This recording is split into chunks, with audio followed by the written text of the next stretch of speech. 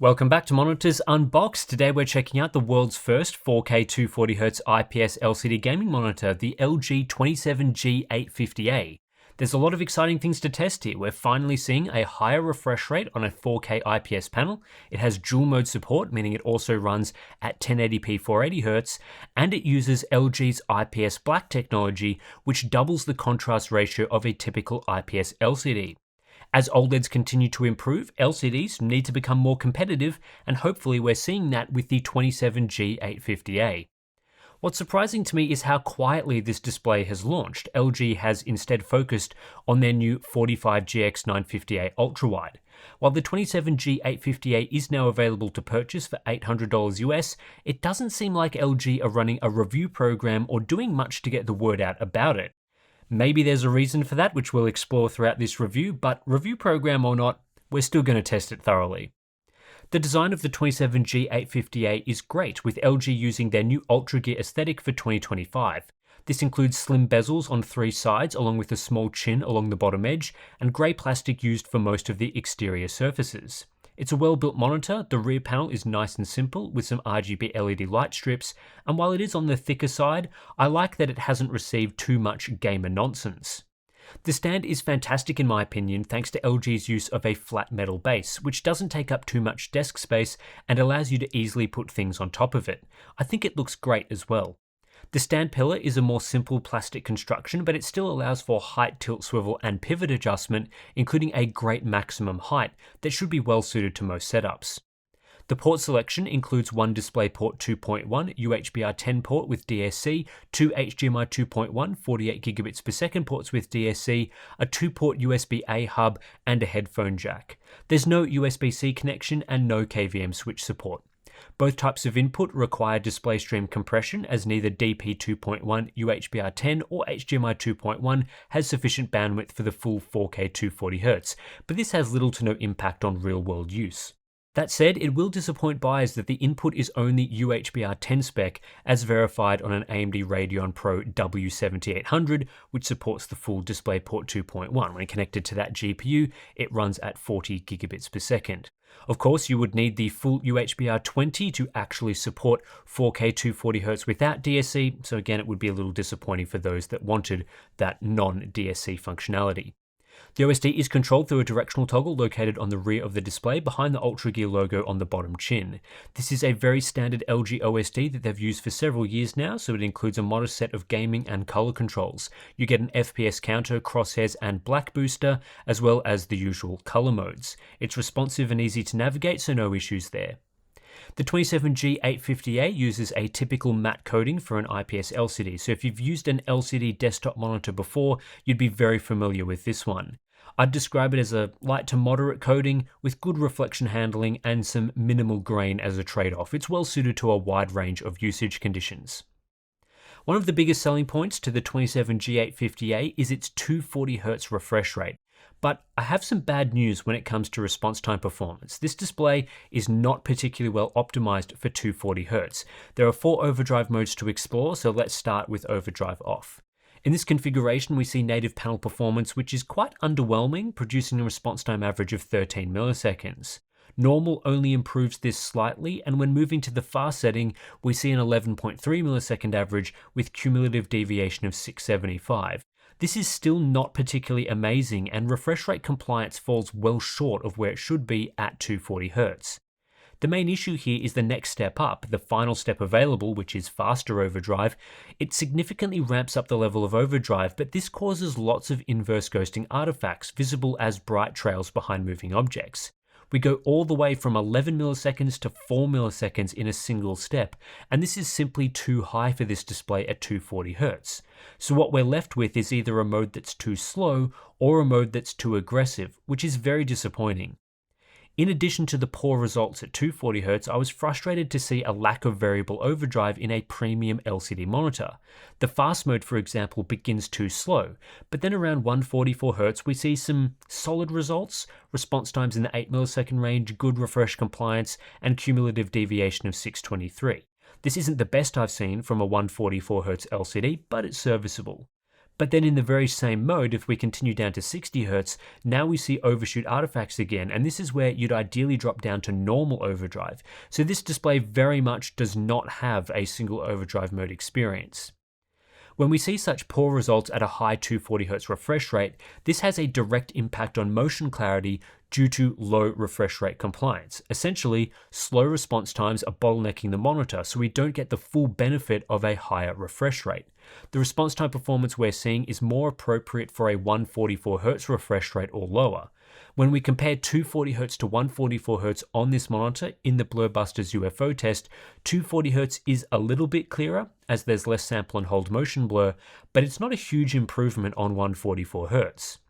Here are some examples comparing to other 240Hz monitors with varying degrees of refresh compliance and response times.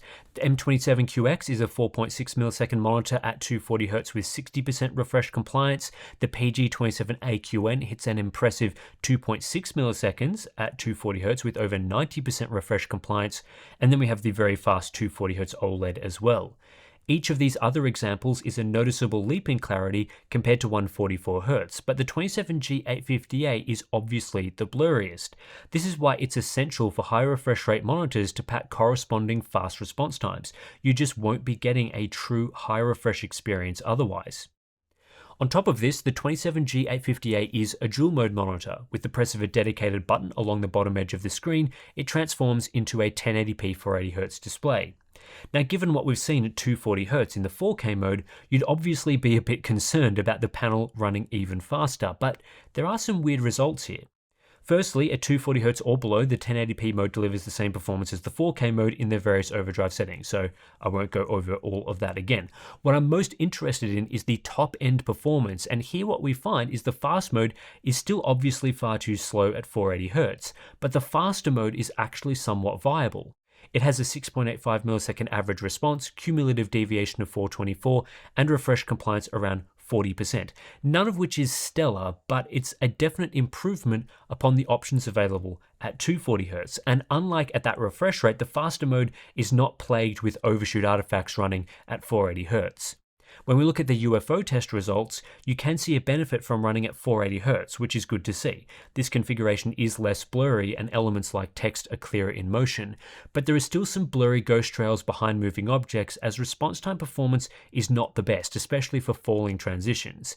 And when we compare this to the ASUS PG27AQN running at 360Hz on its IPS LCD panel, I think the ASUS model is actually a little clearer despite this being a lower refresh rate. The PG27AQN being twice as fast in response time performance mitigates the reduction in refresh rate.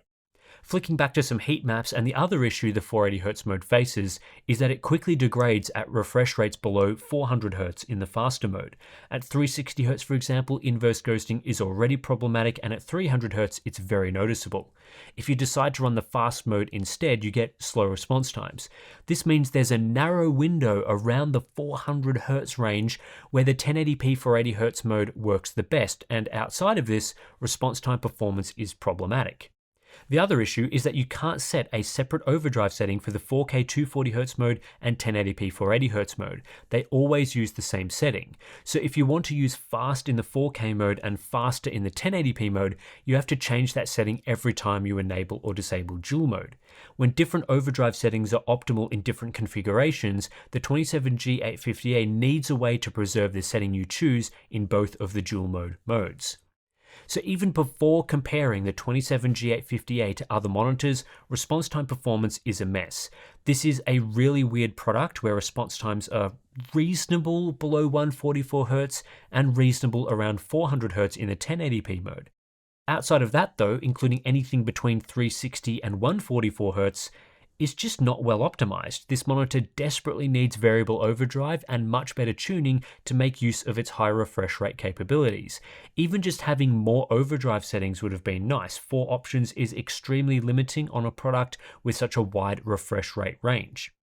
Compared to other displays at their maximum refresh rate, we can see the 27G850A's performance is not good enough.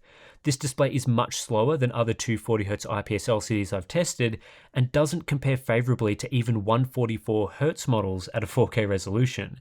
The other 4K 240Hz LCD we've tested is the Samsung Odyssey Neo G8, which isn't necessarily a product I recommend due to other issues, but it's simply much faster in response times. In fact, it smashes the LG model at the same refresh.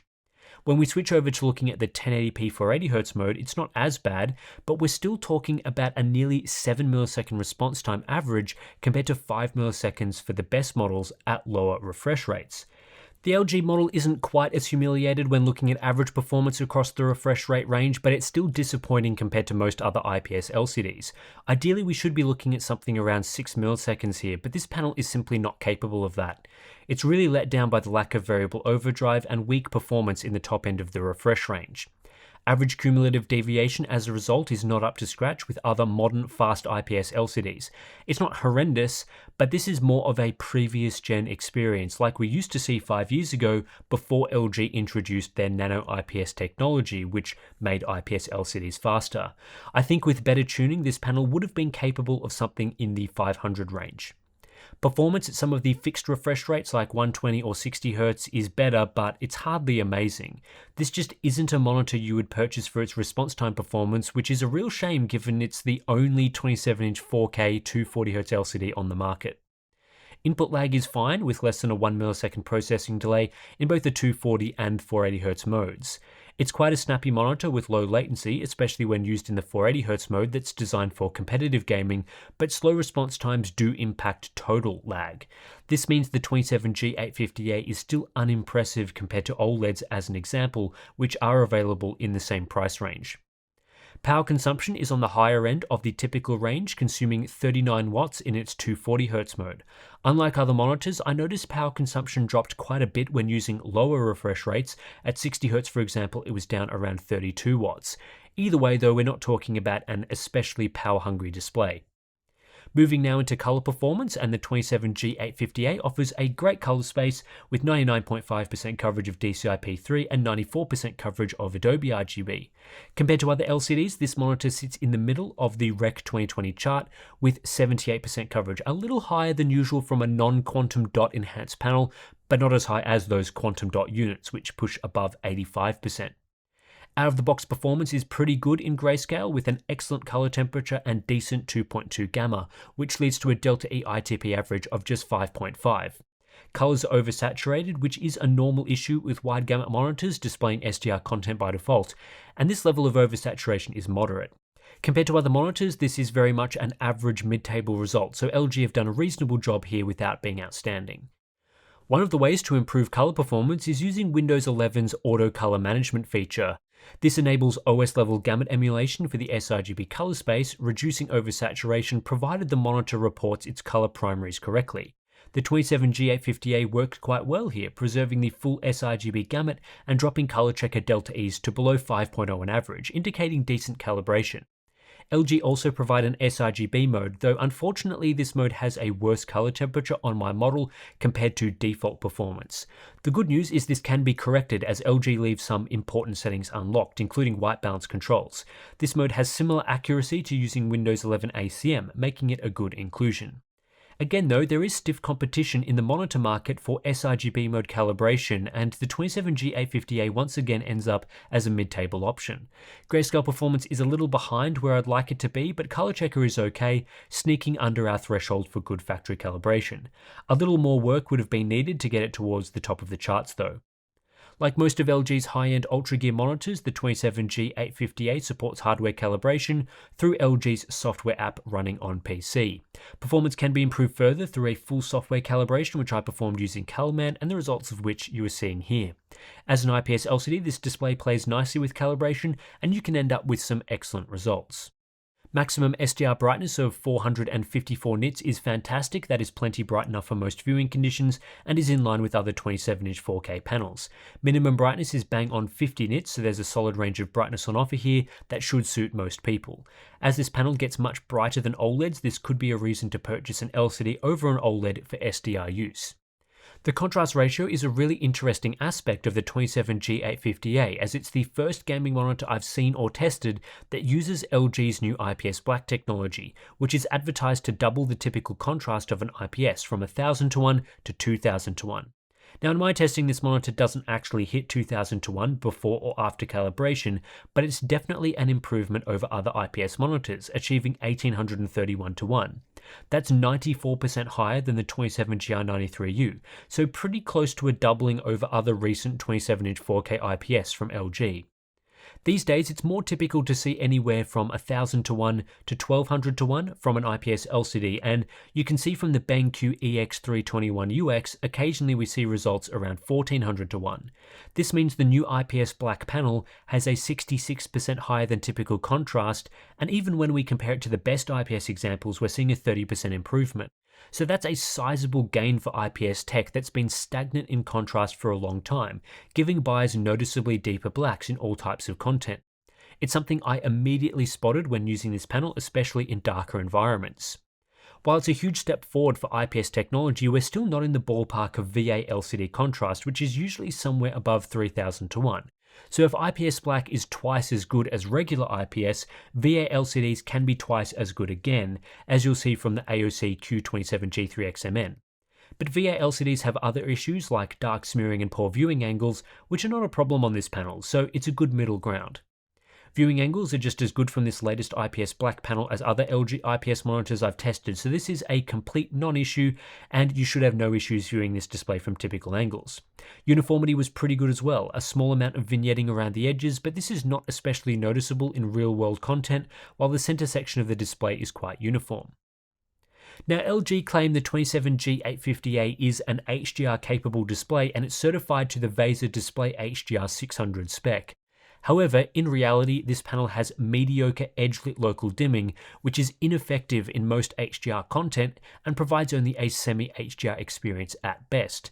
There's only 8 edge-lit zones here too, which is as low as edge-lit dimming goes, further hurting the experience. With edge-lit dimming, each zone is a large vertical strip that extends from the top of the screen to the bottom, so there is very little control available to dim around bright objects. If there's something in the middle of the screen that needs to be illuminated brightly, the entire backlight zone stretching from top to bottom will switch on, creating blooming around bright objects that extends all the way to the edges of the screen.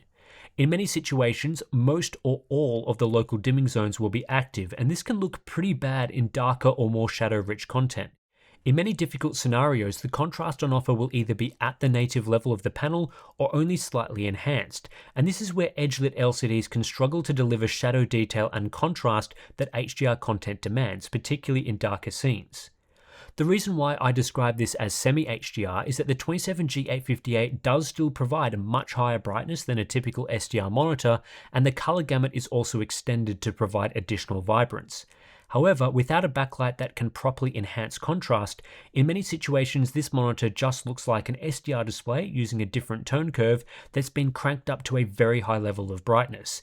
So this is not a true HDR experience. LG offer 4 local dimming controls, which are found under the Deep Black Pro setting. One of these is off, which disables local dimming, and the others determine how dim a zone can get when displaying darker content, lowering the black floor as the setting increases. The high setting is the most aggressive, but even then it can be a bit slow to respond to brightness changes. On top of this, each setting also changes the overall brightness of the image. Low closely follows the correct EOTF curve, but is limited to 650 nits of brightness and has a very high black floor. Medium slightly lowers the black floor, increases brightness to 850 nits, but also slightly over brightens the image. High has the lowest black floor, it now produces more HDR suitable blacks and has the same 850 nits of brightness as the medium mode, but the overall image is further over brightened. While there are issues with the high mode, I think it's the only mode that actually attempts to dim the image properly, and that's what I've used for the rest of these charts. In terms of brightness, this display hits 841 nits full screen in HDR content, which is very high, though not as high as the best LCDs with full array local dimming. 10% window brightness is okay at 827 nits. This is more in line with other edge-lit panels and OLEDs than the best LCDs, while for 2% brightness we hit just 656 nits, well below most other monitors. This is because the edge-lit configuration simply can't dim appropriately around an object of this size, so what we find is that brightness is consistently around 840 nits before dropping off for smaller windows. Real scene brightness is decent as expected from an LCD, typically achieving between 700 and 800 nits in our content tests. However, there is noticeable brightening of the image in this mode and mediocre accuracy for both low and high APL content. In terms of HDR contrast, the absolute best ratio you'll see on screen in a single frame is around 13,400 to 1, which is higher than its native contrast ratio, but nowhere near what proper zoned mini LED LCDs can achieve. Multi-frame contrast can be higher, for example, when showing a full black frame followed by a white frame, but this is not a realistic occurrence in most real-world content. When dark and bright content is close together, the 27G858 essentially just gives you the native contrast of the panel. It's good that this native contrast is higher than other IPS LCDs, so it is possible to achieve results competitive with some mini LED panels, but you have to remember that for something like the Acer XV275KP3, its best case contrast is over 140,000 to 1. So proper HDR panels have a much higher contrast capability and often sit well above this worst case figure, whereas with edge-lit panels, the worst case is deployed very often. Checkerboard contrast is not overly impressive either. Lastly, we have the Hub Essentials checklist. LG do an okay job of advertising this panel, though their spec sheet is a bit limited and has a lot of useless yeses instead of giving details like how many HDMI ports there are. I think advertising HDR here is a bit misleading given it's only edge-lit dimmed, and claiming a 1 millisecond response time in the faster mode is problematic given how the panel performs at 4K 240Hz. In the feature support matrix, we see a mixed bag, especially when anything HDR is concerned due to its mediocre contrast and lack of suitable dimming. Other things to be aware of are a lack of USB-C and KVM switch, lack of speakers, the requirement to use DSC with all inputs at the maximum refresh rate, and there is a small active fan inside the monitor, though I found it inaudible in regular use. Unfortunately, the LG 27G850A is one of the most disappointing monitors I've reviewed in a long time. There was so much promise here. LG were bringing 4K 240Hz to a 27-inch IPS LCD for the first time. It used new IPS black technology. There was dual mode support. That should have been a winning combination, but I just can't recommend it. The biggest issue with this display is its response time, performance, and tuning. The whole point of paying more to get a 240Hz monitor compared to a regular 144Hz 4K IPS is to get superior clarity, but slow response times bottleneck this monitor, so the clarity advantage you get going from 144Hz to 240Hz is minimal. Now, it's not like there's zero benefit whatsoever from this panel being 240Hz, it is smoother and more responsive, but there's just too much blur at 240Hz. Ultimately, you're not getting a true 240Hz experience on the level of other 240Hz monitors. This also impacts the quality of dual mode. Yes, the monitor can transition smoothly into a 1080p 480Hz monitor, and around the 400Hz range response times aren't the worst. It's just not a particularly well optimized mode. Performance falls away quickly below 400Hz, it requires a separate overdrive setting to the 4K mode, and really, a premium 4K LCD monitor should have variable overdrive. The one successful aspect to the 27G850A is IPS black, which does noticeably boost the contrast ratio compared to regular IPS panels, and I'm pleased to see some much needed innovation in the IPS realm. You're still not going to get the same contrast and black depth experience as a VA LCD or OLED, but it's a big improvement. Hopefully this is not a situation where the implementation of IPS black has hurt response times, because a better tuned version of this panel I think would be a winner. LG have also done a good job of calibration. Color accuracy is decent out of the box in the sRGB mode, brightness levels are very solid, and the overall design, in my opinion, is quite nice. The other issue with the 27G850A is its HDR performance. 8 edge-lit local dimming zones on an $800 monitor is pathetic in 2025, and it leads to a poor HDR experience. The panel can get quite bright, but the contrast ratio rarely exceeds the native 1800 to 1. At this sort of price point, the monitor really needed to include a proper full array zoned backlight, and if it did, maybe some gamers would be willing to overlook deficiencies in response times to get a nice HDR experience. But As it stands, this display is neither fast nor capable of good HDR. What LG runs into here is that 27-inch 4K OLEDs are a very similar price to the 27G850A, which is probably why it's already dropped down to $700 US at various retailers. Dell are selling the Alienware AW2725Q, which is a 27-inch 4K 240Hz QD OLED for just $830. It includes excellent response time performance, a proper 240Hz experience, true HDR with per pixel local dimming, deeper blacks. I mean, I could go on. It's a much better product despite burn-in concerns and not being as bright as this LCD. At current prices, the 27G850A is just 15% cheaper than the AW2725Q in the US. Here in Australia, the 27G850A is actually more expensive at $1,400 compared to $1,200 for the Alienware, which is just a horrible price. Even the pre-order price, $1,050, wasn't that attractive, just a 13% discount compared to the better QD OLED. The way I think of this monitor is that it's not a particularly well optimized 27-inch 4K 144Hz LCD without proper HDR, but with IPS black contrast levels. That's really the experience you'll be getting here. Other 27-inch 4K 144Hz-ish monitors are available for around $450 US these days, including some great choices like the Asus XG27UCG and LG 27GR93U. With that in mind, the absolute most I think LG should be charging for the 27G850A is $500, maybe $550. A small premium for IPS black and the 240Hz input lag advantages over existing alternatives, but nothing too substantial owing to its lackluster response times. While there are plenty of concerns with the 27G850A, I think with some modifications this could be a much better product. If it was a 144Hz or 160Hz monitor instead of 240Hz, matching the response time speed the panel is capable of, and if it included variable overdrive, it would be a nice evolution on existing options thanks to IPS black.